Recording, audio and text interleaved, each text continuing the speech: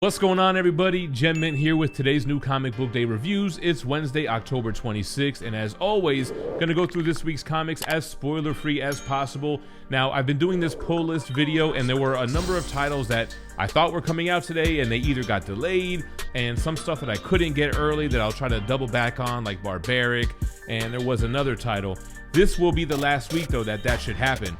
We're going to Baltimore for Baltimore Comic-Con this weekend, and after that, I should be getting all my books from a new local comic shop, and I should be able to get all those titles early.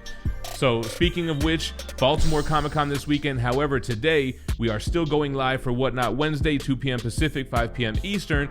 $1 start auctions. We have modern variants, exclusives, and ratios. Plus, I'm doing a giveaway every 15 minutes. I got some old school Image stuff, man. Little Wildcats 1, Image 0, Darker Image 1, the variant, and Spawn 9, first appearance of Angela. Nothing crazy, just some fun books. And then we're gonna do crazy thousands of dollars worth of key issue giveaways during Baltimore Comic-Con. So make sure to follow me on Whatnot. Download the app in the link in the description, and if you use my link, you'll get a $10 credit that you can use towards your first purchase if it's your first time signing up. So go on ahead and do that.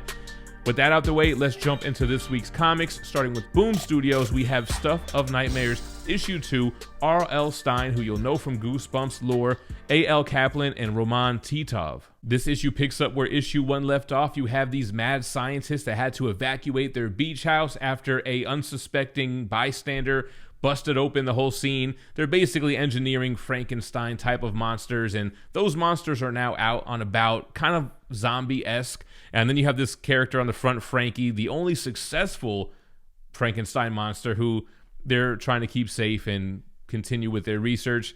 I dug it, man. I am interested in Stuff of Nightmares. Again, I'm not a horror guy, but when it comes to comics, I like my horror comics. Mighty Morphin Power Rangers is here with issue 101. I decided to jump on since it's a new jumping on point, start of a new arc, and I'm never going to get caught up on the hardcover, so I figured let me just jump right into it. Plus, my guy Comic Tom has an exclusive cover for this in his November mystery mail call. You'll get this exclusive, a ton of other exclusives, comics at random. So check out Comic Tom 101 to sign up for the mystery mail call to get a chance at getting this exclusive. With the plug out the way, this is by Melissa Flores, Simona D. Gianfelice, Felice, and Raul Angulo. So what's cool about this new team of Power Rangers is you have a new Green Ranger. I want to say his name is Matt, and you have Tommy as the White Ranger. So you have all the Rangers, but the green and the white at the same time. This is a story about Rita and Zordon, goes back into the past before she got bottled up, and the Rangers get a cry for help from Lord Zed. So somebody has attacked Lord Zed, and the Rangers, being the good guys, they're going to go try to help out. I don't feel like I missed out on a lot. I have read some of their little mini-series here and there, so I kind of felt familiar with the story. Good jumping on point if you want to get into some Power Rangers. The last one from Boom Studios, we have Damn Them All. This is by Simon Spurrier, Charlie Adlard, and Sophie Dodgson. So the thing about this book is, if I describe it, it sounds really, really good. I mean, it's gangsters, it's magic, and it's basically summoning these deities from hell, almost like a summon from like Final Fantasy VII or Final Fantasy XIII. They can summon them, and they have to do what they say, and they're killing people and things of that nature. You have this person on the cover with this magical hammer. I guess it's supposed to be like the hero in all of this and stopping what these gangsters are doing, maybe even saving these, I don't know if they're demons or gods or whatever, but the storytelling was kind of a slow burn. I felt like the narration was a little over exposition-y, but I do like the story. I'm going to read issue 2. It was just kind of a slow burn. Which brings us on over to Image. We're going to start with Vanish, issue 2, Donny Cates, Ryan Stegman. They're joined by J.P. Mayer, Sonia Obach, and John J. Hill. I like this series. It feels like 90s Image, man. It kind of gives me that vibe with the art style and the grittiness of the lines and the detail of the characters. The interiors are really good here. You know, I don't always mention that, but the Image titles do a really good job of, I guess, capturing what they did in the 90s, focused on the artwork, nice heaven and hell storytelling, whereas sometimes with mainly Marvel, it's a bait and switch with the covers and the interiors are just kind of there to move the story forward. It's got great detailed interiors. I'm surprised they went with the whole 9/11 thing in the beginning. I guess they're just trying to show the power of the supernatural beings of this universe. It's almost like a Hogwarts thing, taking those kids from that realm on a field trip. And I don't know if they're trying to show the destruction that man is capable of or what have you. Our main character recruiting somebody else from his past to help him on this war that's going to happen. He seems to have taken a job as just some low-rent magician, but he's really doing magic. I don't know. I like this series. I hope it doesn't get a lot of backlash for the 9/11 stuff, but I dug it. Moving on to Flawed, issue number 2. This is by Brown, Prenzi, and Carey. I forgot to even mention this on the pull list video. This follows Gem, the therapist slash vigilante. Basically, it's Daredevil, but instead of a lawyer, she's a therapist, and there are supernatural elements here. So I forgot that from the first issue. There is some sort of immortal beings that are inhabiting the earth, and they go to the possible backstories. Is it aliens? Is it insects or what have you? I like that origin. I like how violent and how gritty this gets. I mean, look at the cover. She's strapped up and she is taking justice into her own hands. But like I said, there are supernatural elements at play here. Cool series so far. Then we got a new number 1. We have Lovesick by Lana Vecchios. So I haven't read Ed Piskor's Red Room. This feels like it's in the same type of realm. Correct me if I'm wrong. It's a dominatrix. Everything is on the dark web. And they basically have these fans, but they also have a lot of trolls and haters, and they capture those trolls and haters, and they kind of turn them out on camera, and they're really big fans of this dominatrix. I feel like her name is Dom. I really liked it. It was a little on the dark and mature side, but it wasn't like, I don't know, disgusting or grotesque. It was kind of a dope series. It makes me want to check out Red Room, although I feel like that is going to be a little bit more disturbing. The last one from Image, we have Rogues Gallery issue 4, the finale of this miniseries by Hannah Rose May and Justin Mason. They're joined by Pharrell, Oatsmain Elhow, and Shalvey. Great miniseries. Everybody should be reading this. This is the aftermath of these crazed fans that were so angry with the actress of their favorite show. They wanted to reenact a scene from the comics where they kill her, but she fights back, and I don't want to spoil the ending. I think it's a great series. It really shines a light on the toxicity that we as fans can have and how people on the internet can act in general. I thought it was a great miniseries. Moving on to Marvel, we have Amazing Spider-Man issue 12, Wells, Romita Jr., Hannah, and Menez. It's okay. I don't know if I like this Peter Parker working so closely with Norman Osborn. I mean, he designed Spider-Man's suit, Spider-Man's on a glider, and this is a Hobgoblin story, and it's kind of a Hobgoblins story. Not to spoil anymore, but we're trying to figure out who the Hobgoblins are and why they are, I don't know, back in action, I guess you could say. It's okay.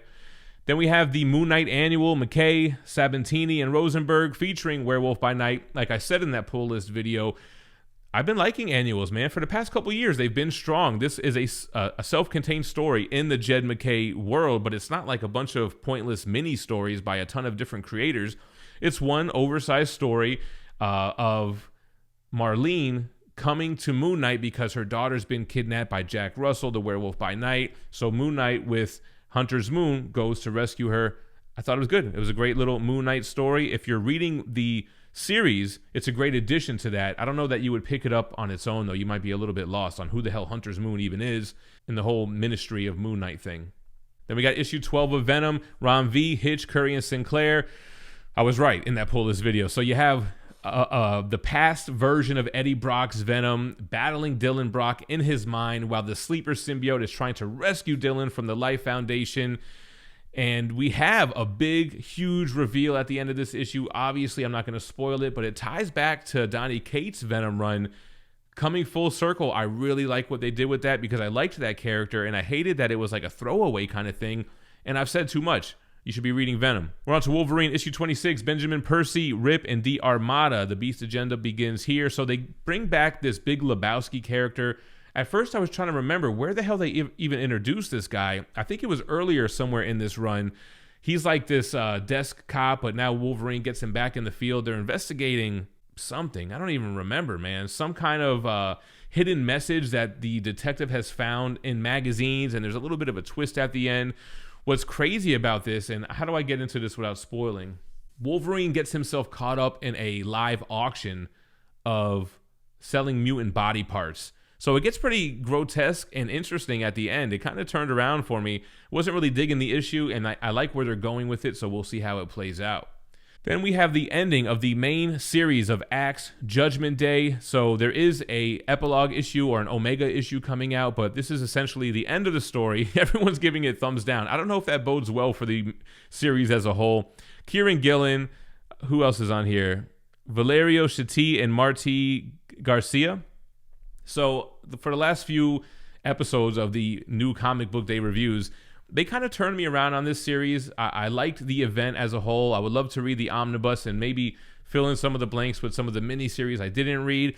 I don't really know if they stuck the landing on how this thing ends. It's kind of predictable if you think about it, and I don't want to spoil it or get into it too much, but yeah, it's kind of like a very Thanos-esque ending, if you guys catch my drift on that.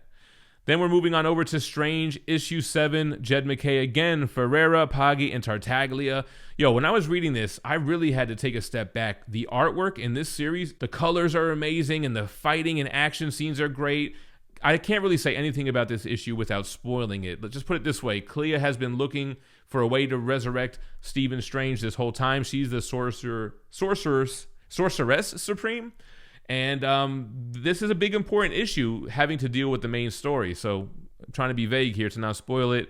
I've been digging this series from the jump. Clea's a badass. This issue was no exception. And that's going to bring us to the last book from Marvel, which is Thunderbolts issue 3, Zub, Diaz, Alasba, and Tartaglia.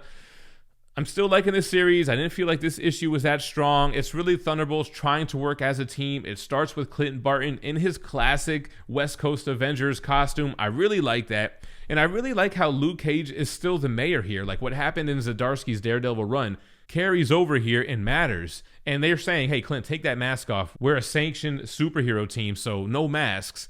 And they have to fight these enhanced apes or whatever. That was a little bit weak, but I kind of like the whole theme that they're playing with teamwork. Moving on over to DC, we have the final issue of Catwoman, Lonely City. It's issue 4 of book 4. Cliff Chang on the art, on the dialogue, oversized DC Black Label.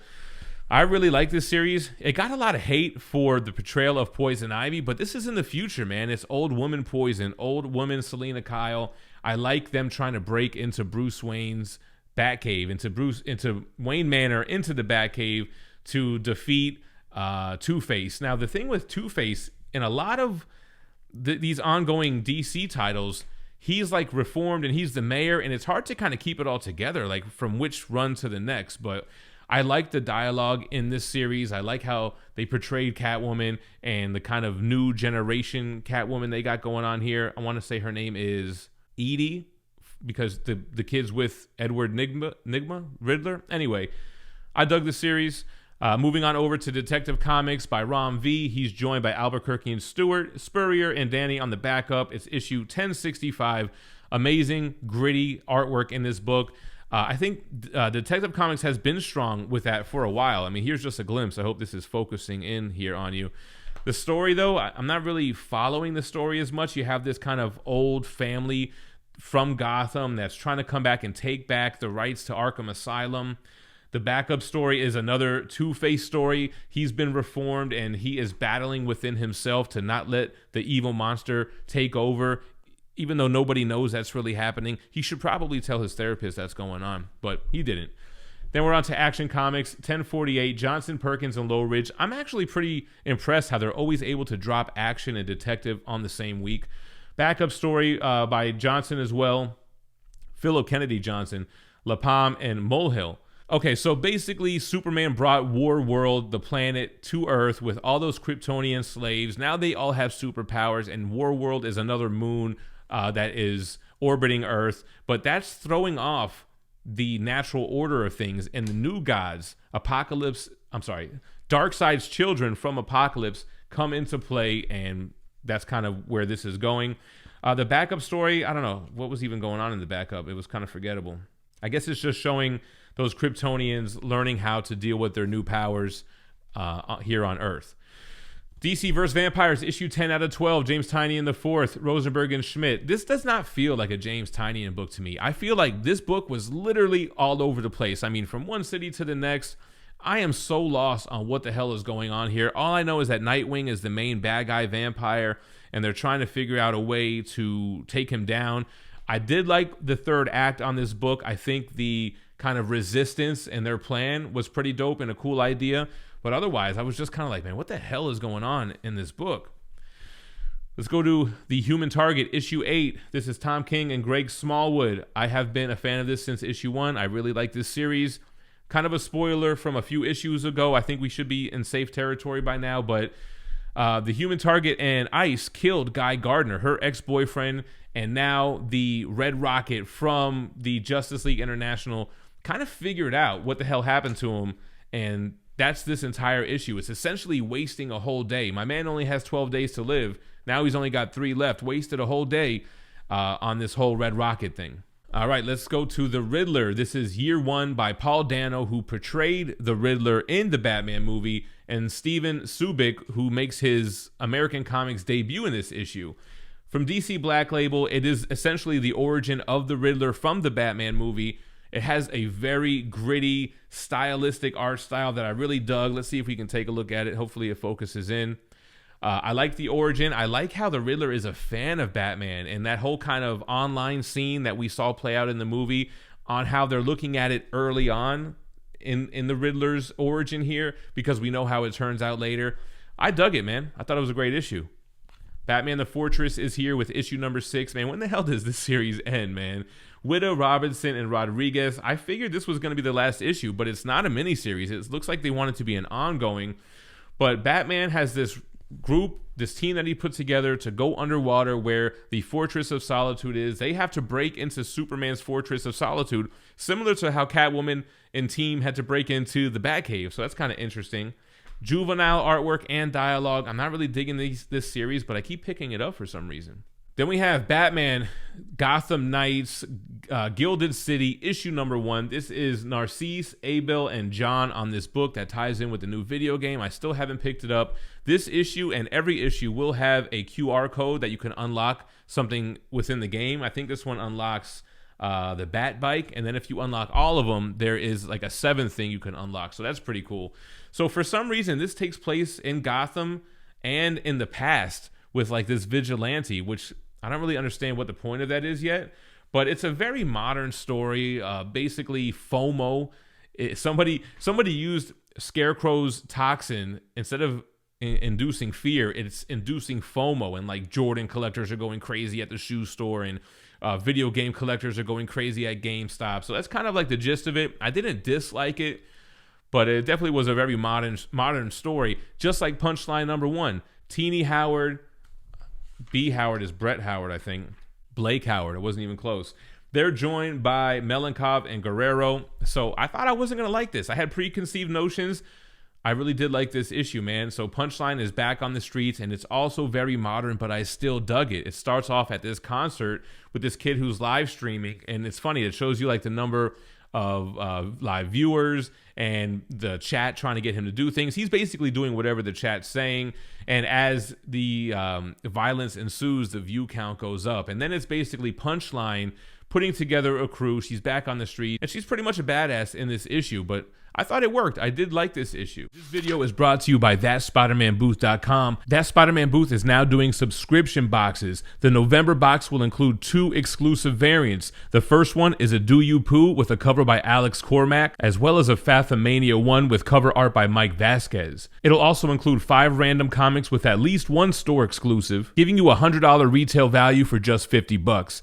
Make sure to check out ThatSpidermanBooth.com and sign up today. All right, guys, now we're on to the gem of the week, my favorite comic book of the week, and I got to be honest, it wasn't a clear choice this week. I don't think there were really that many strong contenders. There's some weeks where you'll hear me say, this was a pick of the week contender, this was a pick of the week. This was the only one that I really felt deserved it, and it's, oh, I guess you might have already seen from the back, Batman Beyond the White Knight. We're on issue 6, Sean Murphy with Dave Stewart.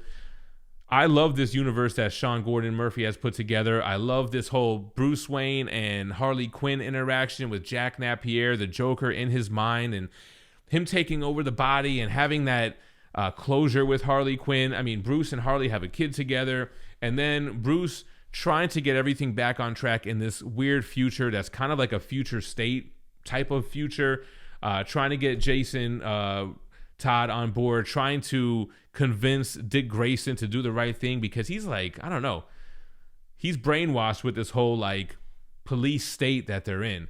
I thought it was touching dialogue. I love the grittiness of the artwork. We didn't get any Batman Beyond in this issue, but you know what I really liked that they did here too? I wanted to highlight the artwork. So when you have Bruce Wayne as this future Batman with Nightwing, you can see their shadows are old school Batman and Robin, and they play with that a few times in this issue. So really thought out artwork here with a nice futuristic story, which is hard to do. I like futuristic stuff, but sometimes it's hard to get a good futuristic story. I think Sean Murphy is nailing it there. So I think that's all the comics for this week, man. Let me know what your favorite comics were in the comments down below. I hope to see you on Whatnot later today. Hopefully you guys win something cool, pick up something if you'd like, and then make sure to check us out during Baltimore Comic Con. We're gonna go live every single night on Whatnot. We're gonna bring the exclusives, and like I said, thousands of dollars worth of key issue giveaways from me and from the Whatnot Wednesday crew as a whole. So see you guys then. Thanks for watching. Stay minty fresh.